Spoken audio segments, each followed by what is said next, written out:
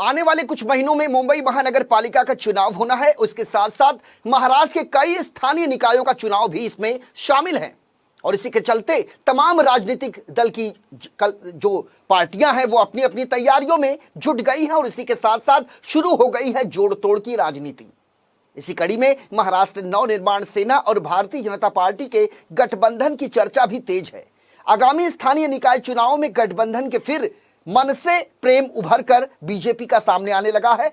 शुक्रवार को प्रदेश अध्यक्ष चंद्रकांत पाटिल ने महाराष्ट्र नवनिर्माण सेना के मुखिया राज ठाकरे से उनके आवास कृष्ण कुंज पर मुलाकात की। दोनों नेताओं के बीच तकरीबन 40 से 45 मिनट तक चर्चा चली।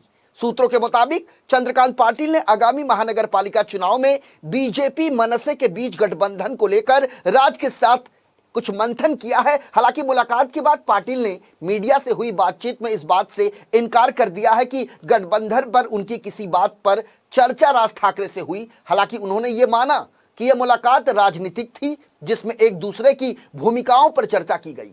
चंद्रकांत पाटिल का कहना है कि वे राज ठाकरे द्वारा कई मुद्दों पर लिए गए स्टैंड को समझना चाहते थे। भूमिपुत्रों को नौकरी देने के मामले में बीजेपी प्रदेश अध्यक्ष चंद्रकांत पाटिल ने कहा कि यदि कोई कहता है कि उत्तर प्रदेश के युवाओं को वहां 80% नौकरी मिलनी चाहिए तो यह गलत नहीं है। उसी तरह यदि राज ठाकरे कहते हैं कि महाराष्ट्र के मराठी बच्चों को यहां रोजगार मिले तो इसमें गलत क्या है। गौर करने वाली बात यह है कि बीजेपी और मनसे के बीच गठबंधन में सबसे बड़ा पेंच फंस रहा है उत्तर भारतीय वोट बैंक को लेकर। मनसे के गठन के बाद से ही राज ठाकरे कई मुद्दों को लेकर उत्तर भारतीयों को अपने निशाने पर ले चुके हैं। साल 2009 में बिहार और यूपी से आए छात्रों को कल्याण में कथित रूप से मनसे कार्यकर्ताओं ने पीटा था। वहीं मनसे कार्यकर्ताओं द्वारा उत्तर भारतीय टैक्सी ड्राइवर को भी पीटने की शिकायत सामने आई थी। इस वजह से राज की इमेज एंटी उत्तर भारतीय नेता की बन गई।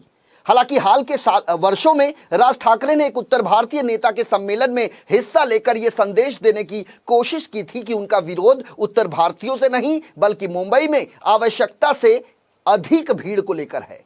उसके बावजूद बीजेपी राज ठाकरे की भूमिका को लेकर पूरी तरह से संतुष्ट नहीं है। ऐसे में बीजेपी के नेता इस बात को लेकर डरे हुए हैं कि यदि उन्होंने मनसे से समझौता कर लिया तो वे उत्तर भारतीयों को क्या जवाब देंगे। उन्हें लगता है कि कहीं राज के साथ हाथ मिलाने से उनके हिंदी भाषी वोटर खासतौर से उत्तर भारतीय नाराज ना हो जाए। महाराष्ट्र में यदि कांग्रेस अपने बल पर स्थानीय निकाय का चुनाव लड़ती है तो शिवसेना एनसीपी में गठबंधन तय माना जा रहा है। ऐसे में शिवसेना एनसीपी का गठबंधन नासिक, ठाणे, पुणे, पिंपरी चिंचवड और बीएमसी के लिए होगा। यदि ऐसा होता है तो बीजेपी के लिए अकेले शिवसेना एनसीपी का सामना करना इतना आसान नहीं होगा। राजनीतिक जानकारों का कहना है कि यही वजह है कि बीजेपी के लिए राज ठाकरे का साथ लेना उनकी मजबूरी बन गई है।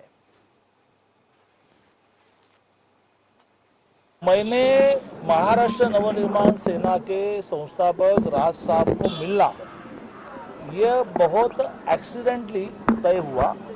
वो भी हमेशा नासिक में जाते हैं, मैं भी नासिक में जाता हूँ, लेकिन इस बार हम दोनों एक साथ नासिक में रहे। 2 दिन मिले भी नहीं।